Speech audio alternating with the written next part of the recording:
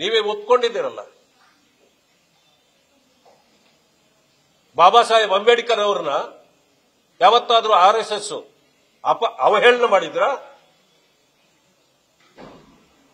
ಅವರ ವಿರುದ್ಧವಾಗಿ ನಡ್ಕೊಂಡಿದ್ರ? ಕಾಂಗ್ರೆಸ್ ಸಂಪೂರ್ಣವಾಗಿ ಕುತಂತ್ರ ಮಾಡಿ ಬಾಬಾ ಸಾಹೇಬ್ ಅಂಬೇಡ್ಕರ್ ಅವರನ್ನು ಸೋಲಿಸಿದ್ರು.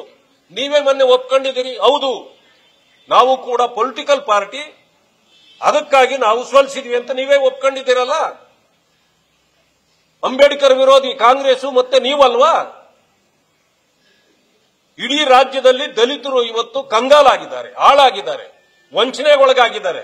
ಕಾಂಗ್ರೆಸ್ ಆಡಳಿತದಲ್ಲಿ 42,000 ಕೋಟಿ ಕೊಟ್ಟಿದ್ದೀವಿ ಅಂತ ಹೇಳಿ ಅವರಿಗೆ 3 ಕಾಸು ಸಿಗದೆ ಮಾಡಿದ್ದೀರಿ. ಇದರ ಬಗ್ಗೆ ಮಾತಾಡಕ್ಕೆ ನಿಮಗೆ ಯೋಗ್ಯತೆ ಇಲ್ಲ.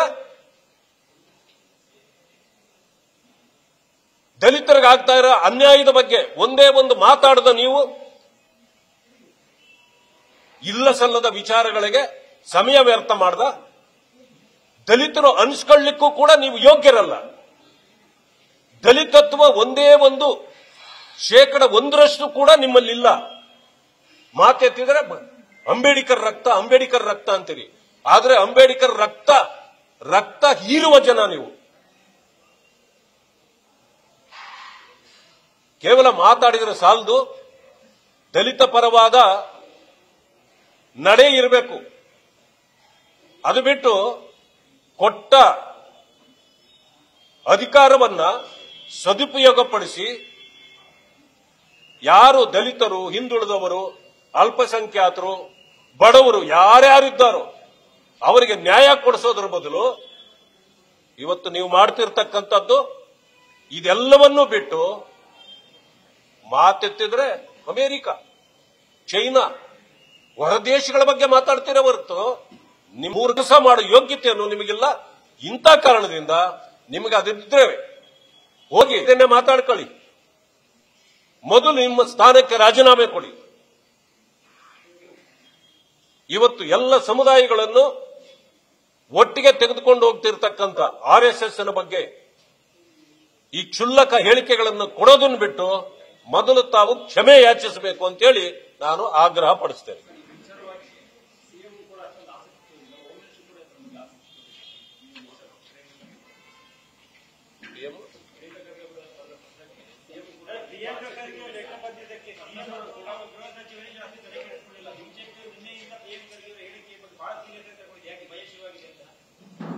ನಮಗೆ ಯಾಕೆ ಭಯ?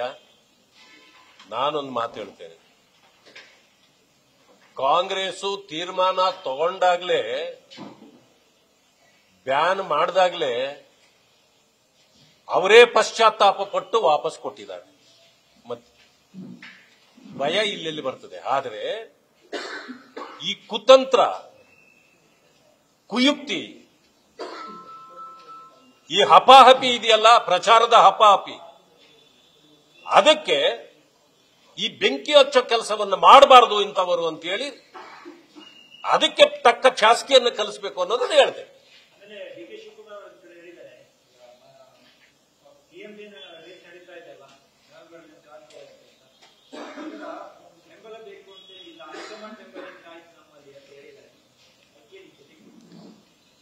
ಆ ಪಕ್ಷ ಪ್ರಜಾಪ್ರಭುತ್ವ ಇಲ್ಲದ ಪಕ್ಷ ಅಂತ ಎಲ್ಲರಿಗೂ ಗೊತ್ತಿದೆ. ಹೈಕಮಾಂಡ್ ತೀರ್ಮಾನದ ಮೇಲೆ ಆಗೋದಾದ್ರೆ ಅಲ್ಲಿ ಅವರಲ್ಲಿ ಇರ್ತಕ್ಕಂಥ MLAಗಳು ಕಸ ಹೊಡೆಯಲಿಕ್ಕಿದಾರೇನು? ಕಸ ತೆಗಿಲಿಕ್ಕ ಇರೋದವರು? ಕಳೆ ತೆಗಿಲಿಕ್ಕ? ಆಗಿದ್ದ ಮೇಲೆ ಹೈಕಮಾಂಡ್ ಒಂದೇ ಇದ್ರೆ ಸಾಕು. ಅವರು MLA ಯಾರು ಚೀಫ್ ಮಿನಿಸ್ಟರ್, ಯಾರು ಡೆಪ್ಯೂಟಿ CM ಅಂತ ಹೇಳಿ ಹೇಳಿದ್ರೆ ಸಾಕು. ಇವ್ರ್ಯಾಕೆ ಬೆಂಬಲ ಕೊಡಬೇಕು? ಈಗ ಯಾಕೆ ಅವ್ರಿಗಾಗಿ ಏನೋ ಕುದುರೆ ವ್ಯಾಪಾರ ಕೂಡ ಪ್ರಾರಂಭ ಆಗಿದೆ ಅಂತ ಹೇಳಿ ಕೇಳ್ಪಟ್ಟೆ. ಅದೆಲ್ಲ ಕುದುರೆ ವ್ಯಾಪಾರ ಯಾಕಬೇಕು? ಹೈಕಮಾಂಡಿನ ವ್ಯಾಪಾರ ಮಾಡಿಕೊಂಡ್ರೆ ಸಾಕಲ್ಲ.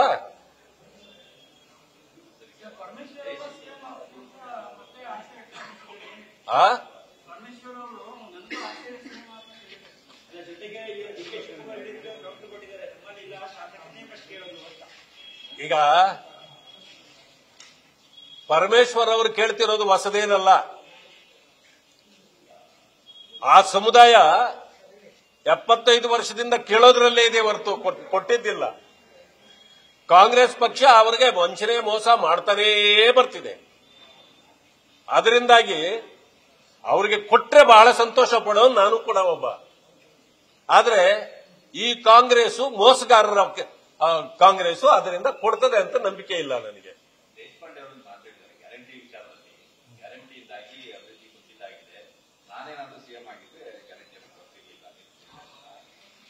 ಆ ಪಕ್ಷದ ಮನಸ್ಥಿತಿನೇ ಆ ರೀತಿ ಇರಬೇಕಾದ್ರೆ ಇನ್ನ ಗ್ಯಾರಂಟಿಗಳಿಗೆ ಏನು ಬೆಲೆ ಇದೆ? ಗ್ಯಾರಂಟಿ ಹೆಸರಿನಲ್ಲೇ ಸಂಪೂರ್ಣವಾಗಿ ಈ ರಾಜ್ಯವನ್ನ ದಿವಾಳಿ ಮಾಡ್ತಿದ್ದಾರೆ. ಯಾರಿಗೆ ನಿಜವಾಗಲೂ ಗ್ಯಾರಂಟಿ ತಲುಪಿದೆ ಅನ್ನೋದನ್ನ ಆ ಜನನೇ ಹೇಳಬೇಕು. ಒಬ್ಬರಿಗೆ ತಲುಪಿದೆ, ಒಬ್ಬರಿಗೆ ತಲುಪಿಲ್ಲ. 6 ತಿಂಗಳಾದ್ಮೇಲೆ ಅವ್ರಿಗೆ ತಲುಪಿದೆ, ಇವ್ರಿಗೆ ತಲುಪಿಲ್ಲ.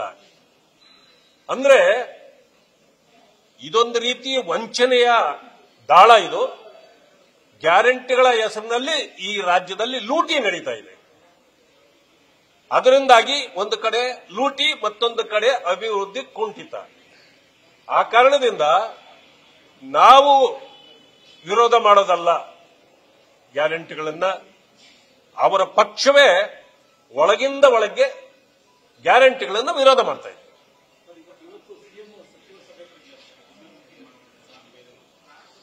ಅದು ಹೇಳೋದು ಮಾತ್ರ ಡಿನ್ನರ್ ಮೀಟಿಂಗು. ಅದು ನಿಜವಾಗ್ಲೂ ಯಾವ ಮೀಟಿಂಗ್ ಅಂದ್ರೆ ಬಿಹಾರ ಎಲೆಕ್ಷನ್ಗೆ ಕಲೆಕ್ಷನ್ ಮೀಟಿಂಗ್ ಅದು. ಯಾಕಂದ್ರೆ ಒಬ್ಬೊಬ್ಬರನ್ನೇ ಸಪರೇಟ್ ಮಾತಾಡಕ್ಕಾಗಲ್ಲ ಅಂತೇಳಿ ಟಾರ್ಗೆಟ್ ಫಿಕ್ಸ್ ಮಾಡಿ ಒಬ್ಬೊಬ್ರು ಇಷ್ಟಿಷ್ಟು ತಲುಪಿಸ್ಬೇಕು ಅನ್ನೋ ಮೀಟಿಂಗು. ಯಾಕೆಂತಂದ್ರೆ ಪಾಪ ಅವರು ಪಪ್ಪಿ ಅವ್ರನ್ನ ಬುಕ್ ಮಾಡ್ಕೊಂಡಿದ್ರು, ಮಂತ್ರಿ ಮಾಡ್ತೀವಿ, ಚುನಾವಣೆದು ನೋಡ್ಕೊಳ್ಬೇಕು ಅಂತ. ಸೊ ಅದು ಅವರು ಅರೆಸ್ಟ್ ಆಗಿ ಇವತ್ತು ಇದಾಗಿರೋದ್ರಿಂದ ಪಾಪ ಅವ್ರಿಗೆ ಸ್ವಲ್ಪ ತೊಂದರೆ ಆಗಿದೆ. ಇಲ್ಲ ಅಂತಂದ್ರೆ ಟಾರ್ಗೆಟ್ ಮುಟ್ಬಿಡ್ತಾ ಇದ್ರು ಸುಲಭವಾಗಿ.